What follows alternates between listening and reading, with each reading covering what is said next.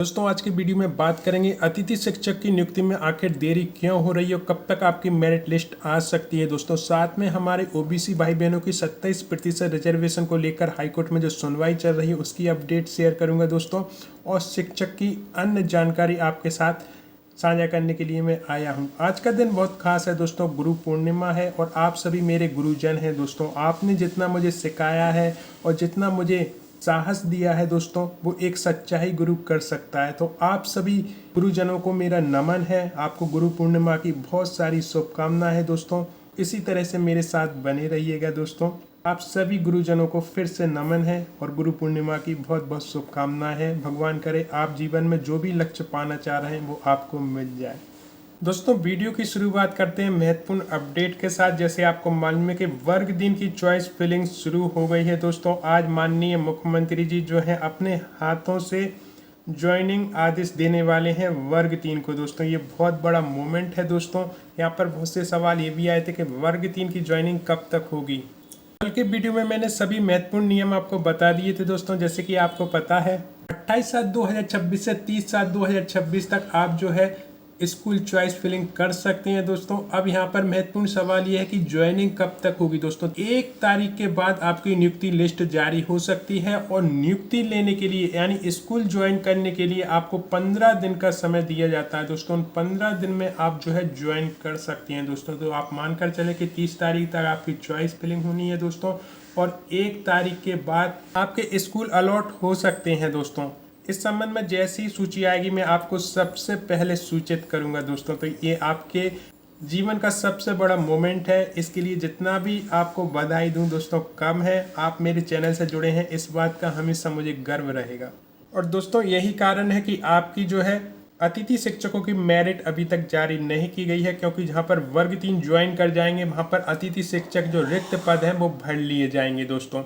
अब जहां पर रेगुलर टीचर्स नहीं है, चाहे वर्ग 1 की बात करूं, वर्ग 2 की बात करूं, वर्ग 3 की बात करूं, वहीं आपको ज्वाइनिंग मिलेगी दोस्तों। तो इसमें थोड़ा समय लग सकता है, यानी आपको 1 सप्ताह इंतजार करना पड़ सकता है। हो सकता है कि रीज्वाइनिंग की फिर से जो है डेट आगे बढ़ा दी जाए दोस्तों। तो यहाँ पर जो है वर्ग 3 की नियुक्ति का काम चल रहा है दोस्तों। वर्ग 2 की नियुक्तियाँ लगभग पूर्ण कर ली गई हैं दोस्तों। और इस संबंध में जैसे ही मेरिट जारी होती है आपकी प्रोफाइल पर कौन सा स्कूल आपको मिला है वो शो होने लगेगा दोस्तों। 200 के आसपास आपका स्कोर है, निश्चित रूप से आपको फर्स्ट काउंसलिंग में ही चांस मिल जाएगा। 200 से कम भी आपका स्कोर है तब भी दोस्तों आपके चांसेस हैं, क्योंकि फर्स्ट काउंसलिंग के पास सेकेंड काउंसलिंग का भी प्रावधान यहाँ पर किया गया है। वहीं दोस्तों हमारे ओबीसी भाई बहनों की डे टू डे सुनवाई हाईकोर्ट में चल रही है 27% रिजर्वेशन को लेकर। और आपको स्वयं मालूम है कि 13% पद हमेशा होल्ड किए जाते हैं हर भर्ती में दोस्तों। जैसे ही हाईकोर्ट से दिशा निर्देश जारी हुए दोस्तों, ये सभी जो होल्ड पद हैं उन पर वेटिंग क्लियर होगी दोस्तों। यानी 2019 से लेकर 2026 तक दोस्तों कितनी भर्तियां जो है अटकी हुई है, जिनके पद जो है वो होल्ड है दोस्तों। और शिक्षक भर्ती में भी यही सामने को देखने को मिलता है दोस्तों कि 13% हमेशा से होल्ड रहती हैं दोस्तों। तो यहाँ पर पूरी अपडेट देखें तो मध्य प्रदेश हाईकोर्ट में मंगलवार को ओबीसी आरक्षण पर सुनवाई हो। ओबीसी आरक्षण पक्ष वकीलों ने सभी तरह के आरक्षण आधार को फेवल डाटा बताया। आज दोबारा 2:30 बजे मामले की सुनवाई होगी। हाईकोर्ट ने ओबीसी आरक्षण पक्ष के वकीलों ने दलील देते हुए कहा कि ओबीसी सहित सभी तरह के आरक्षण का आधार जनसंख्या है, न कि क्वांटिफाइबल डाटा। ओबीसी आरक्षण को अधिक बताना संवैधानिक प्रावधानों का खुला उल्लंघन है। एसटी, एससी और ईडब्ल्यूएस आरक्षण लागू करने के पहले सरकारों ने डाटा की बात नहीं की, फिर ओबीसी आरक्षण में डाटा की बात करना गैर न्यायिक है। वकीलों ने कहा कि सर्वोच्च न्यायालय का काम कानून के अर्थ को स्पष्ट करना है, ना कि कानून बनाना। एससी, एसटी, ओबीसी और ईडब्ल्यूएस मिलकर आरक्षण 60% हो चुका है। ओबीसी आरक्षण के चलते 50% की सीमा पहले ही टूट चुकी है। हाईकोर्ट ने सभी तर्कों को गंभीरता से लेते हुए बुधवार को सुनवाई के लिए कहा है दोस्तों। तो दोस्तों इस तरह से तर्क रखे गए हैं जो कि आपके सामने हैं। इस विषय में आप क्या सोचते हैं कमेंट बॉक्स में अपनी राय जरूर रखें दोस्तों, क्योंकि ये आपके फ्यूचर से जुड़ा सवाल है। वहीं दोस्तों हमारी जमीनी स्तर की टीम और भाई बहन लगातार संघर्ष कर रहे हैं ज्वाइनिंग को लेकर। यहाँ पर आप देखेंगे 16,000 पद खाली, फिर भी 5 माह में प्रदेश के 2,240 शिक्षकों नहीं दी गई नियुक्ति। पूरी अपडेट देखते हैं दोस्तों। तो सभी स्कूलों में नए सत्र की शुरुआत हो गई है, कक्षाएं शुरू हो गई हैं, लेकिन प्रदेश के जनजाति कार्य विभाग में 16,000 शिक्षकों की भारी कमी है। हद तो यह है कि इसके बावजूद भी 2,200 चयनित प्राथमिक शिक्षकों को 5 माह बाद नियुक्ति नहीं मिली। अभ्यर्थियों का कहना है कि परिणाम घोषित होते ही 5 महीने बीत चुके हैं, लेकिन अभी तक दस्तावेज सत्यापन तक शुरू नहीं हुआ है। दरअसल प्राथमिक शिक्षक पात्रता परीक्षा 2024 में आयोजित हुई थी। इसके बाद चयन परीक्षा 2025 में संपन्न हुई और इसी वर्ष 27 फरवरी को परिणाम घोषित कर दिया गया। इसके बावजूद जनजातीय कार्य विभाग ने अब तक नियुक्ति प्रक्रिया आगे नहीं बढ़ाई है। अभ्यर्थियों का कहना है कि 1 साल से अधिक समय से वे नौकरी की उम्मीद लगाए बैठे हैं, लेकिन हर बार केवल इंतजार ही हाथ लगता है। सबसे बड़ा सवाल यह है कि जिस विभाग में शिक्षक की भारी कमी है, वहीं भर्ती प्रक्रिया ठप पड़ी हुई। उपलब्ध आंकड़ों के अनुसार जनजातीय कार्य विभाग करीबन 16,000 शिक्षकों के पद रिक्त हैं। इनमें करीबन 10,000 प्राथमिक शिक्षक और करीबन 6,000 माध्यमिक शिक्षक के पद शामिल हैं। इसके बावजूद चयनित अभ्यर्थियों को नियुक्ति नहीं मिल रही है। विभाग ने 2,900 प्राथमिक शिक्षक पदों की भर्ती निकाली थी। इनमें से करीबन 2,200 अभ्यर्थियों को चयन भी हो चुका है, लेकिन उन्हें नियुक्ति पत्र नहीं दिया गया। अभ्यर्थियों का कहना है कि चयन के बाद बेरोजगार बने रहना उनके लिए सबसे बड़ी विडंबना है।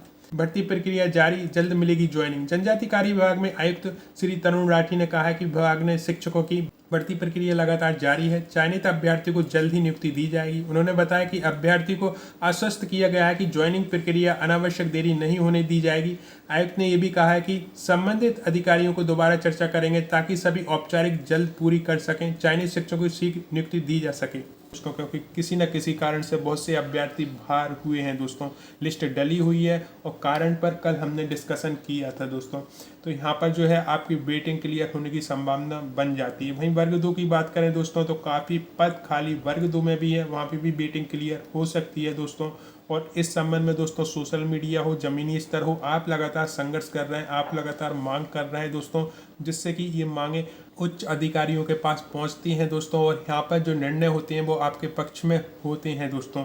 बहुत से भाई बहनों ने ये भी कहा कि पद वृद्धि होनी चाहिए दोस्तों, और मैं भी इसके समर्थन में हूँ कि जब काफ़ी पद खाली हैं और जहाँ पर भी जो है अतिथि शिक्षक रखे जा रहे हैं वो स्वयं अपने आप में बताते हैं कि कितने पद खाली हैं दोस्तों, वहाँ पर रेगुलर भर्ती होनी चाहिए।